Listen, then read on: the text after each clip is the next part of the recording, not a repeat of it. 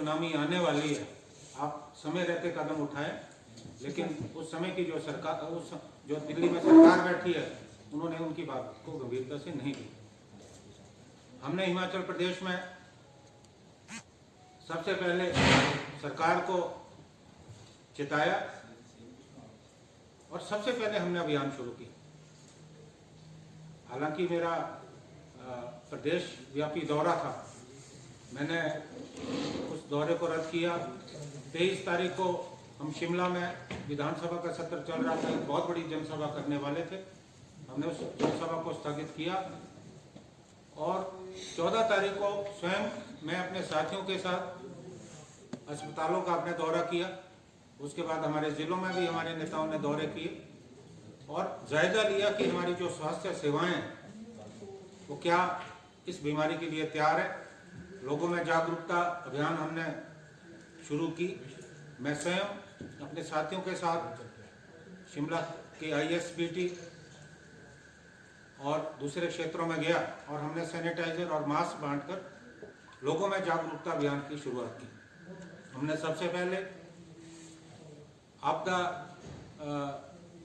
प्रबंधन कमेटी का गठन किया, जिसमें मेरे जो राजनीतिक सचिव हैं हरिकृष्ण हिमराल जी, उनको इसका प्रभारी बनाया। लेकिन भारतीय जनता पार्टी उस समय तक राजनीति कर रही थी। हम जब पूरे प्रदेश में हमारे लोग जागरूकता अभियान चला रहे थे, 15 तारीख को भारतीय जनता पार्टी की पोंटा में बैठक चल रही थी, जिसमें 1000 से ऊपर लोग इकट्ठे हुए। सोशल डिस्टेंसिंग की धज्जियां उड़ाएगी। हिमाचल के मुख्यमंत्री थे, उत्तराखंड के मुख्यमंत्री थे और वहां ये प्रस्ताव पारित किया गया कि हम 2022 की तैयारी कर रहे हैं। हमने ये कहा कि तैयारी तो होती रहेगी, पहले आप कोरोना महामारी से जो जंग है वो लड़िए। लेकिन सरकार की कान पे जू नहीं रही। हमने पूरे हिमाचल प्रदेश में अभियान चलाया, जहां जागरूकता अभियान चलाया। हमने एक नारा दिया कि हर पार्टी का कार्यकर्ता 25 लोगों को जागरूक करेगा और वो आगे 25 लोगों को करेगा और जो है एक चेन हम बनाएंगे और ये चेन इस महामारी को की चेन को तोड़ने का प्रयास करेगी। मैं ये भी कहना चाहता हूँ, मैं धन्यवादी हूँ अपनी जिला कांग्रेस कमेटी के तमाम अध्यक्षों का, ब्लॉक कांग्रेस कमेटी के तमाम अध्यक्षों का, इस बुरे मौके में सब लोगों के साथ जो है खड़े रहे। हमारे लोगों ने जाकर जो प्रवासी मजदूर थी उनकी मदद की और भारी संख्या में जो बाहर से प्रवासी मजदूर आए थे उनको ट्रांसपोर्टेशन की व्यवस्था की, उनको जो है उनके घर तक, गंतव्य स्थान तक पहुंचाया गया। जिस दिन वीडियो कॉन्फ्रेंसिंग के जरिए हमारी राष्ट्रीय अध्यक्ष श्रीमती सोनिया गांधी जी हमसे बात कर रही थी, जम्मू कश्मीर के अध्यक्ष, कांग्रेस के अध्यक्ष और झारखंड कांग्रेस कमेटी के अध्यक्ष ने तारीफ की कि हिमाचल की जो कांग्रेस है, उन्होंने उनके यहाँ के जो यहाँ लोग थे उनकी दिल खोल मदद की। और मैं ये भी कहना चाहता हूँ कि हालांकि कर्फ्यू के दौरान बहुत ज़्यादा रिस्ट्रिक्शंस थी, उसके बावजूद भी हमारे लोगों ने मदद की और बार बार सरकार ने जो हमारे लोग मदद का प्रयास कर रहे थे, रोड़े अटकाने की कोशिश की, उसके बावजूद भी हमारे लोग जो है सबने मदद की।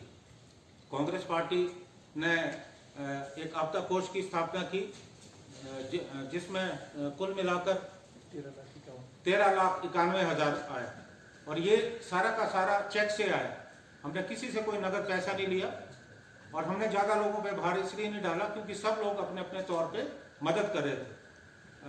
मैंने निर्णय लिया कि पारदर्शिता रखने के लिए 3 सदस्यीय कमेटी बनाई, जिसमें डॉक्टर धनीराम शांडिल, हरिकृष्ण हिमराल और हमारे जो कोषाध्यक्ष है करण पठानिया इसके सदस्य थे।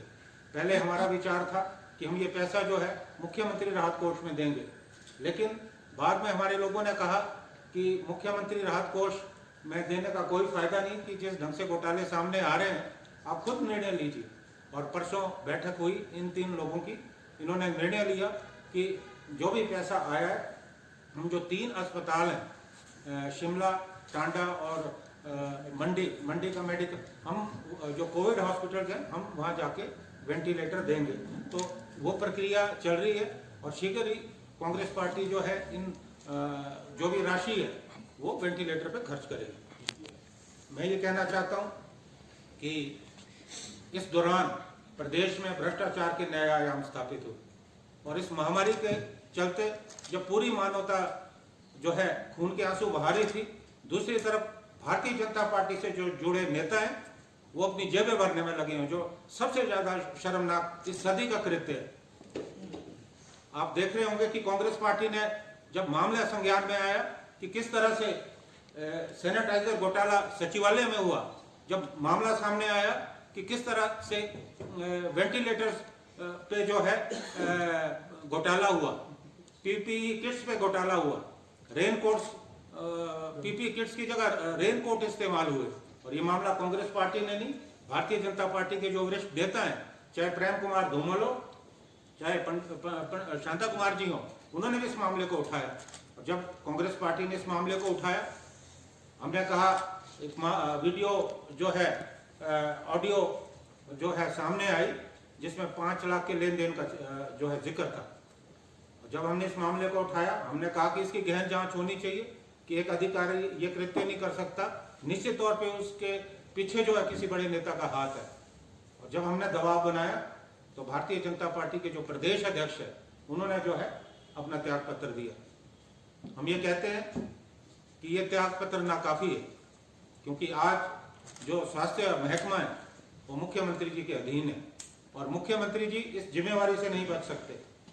हमने जो उन्होंने विजिलेंस की इंक्वायरी जो उसको हमने नकारा, क्योंकि विजिलेंस जो है मुख्यमंत्री के अधीन है, वो जो है अपने जो बॉसेज हैं उनके खिलाफ जांच नहीं कर सकते। पिछले कल मेरे साथ पार्टी विधायक दल के नेता, क्योंकि हमारे विधायक दल की जो बैठक हुई उसमें सर्वसम्मति से निर्णय लिया गया कि इस मामले में जो आंच मुख्यमंत्री पे भी आती है, मुख्यमंत्री इस मामले से नहीं बच सकते, इसलिए मुख्यमंत्री को त्यागपत्र देना चाहिए। हम सब ने मिलकर निर्णय लिया और हम कल प्रतिपक्ष के नेता मुकेश अग्निहोत्री जी, हमारे पार्टी के जो विधायक हैं, दूसरे विधायक हैं, हमारा 7 सदस्यीय जो प्रतिनिधि मंडल है वो गवर्नर साहब से मिला और हमने उनको मेमोरेंडम दिया। वो ज्ञापन की कॉपी हम ऑलरेडी आपको सप्लाई कर चुके हैं और इस ज्ञापन में हमने स्पष्ट तौर पे जो है मांग की है। हमने राज्यपाल महोदय से गुहार लगाई कि हम जो है चाहते हैं कि इस मामले की पूरी जो जांच है जो उच्च न्यायालय के पीठासीन जज है उनसे होनी चाहिए। दूसरा, जितनी भी खरीदो फरोख्त हुई, जितना भी इस दौरान पैसा इकट्ठा हुआ, उस पर श्वेत पत्र जो है जारी होना चाहिए। तीसरा, हमने ये कहा क्योंकि मुख्यमंत्री अपनी जिम्मेवारी से नहीं बच सकते। आप भारतीय जनता पार्टी के प्रदेश अध्यक्ष का इस्तीफा करवाते हो, लेकिन मुख्यमंत्री को भी निर्देश होना चाहिए कि वो भी अपने पद से इस्तीफा दे जब तक ये इंक्वायरी पूरी नहीं होती। हमने इसको लेके जो है अपने मुख्यमंत्री गवर्नर साहब को हमने ज्ञापन दिया।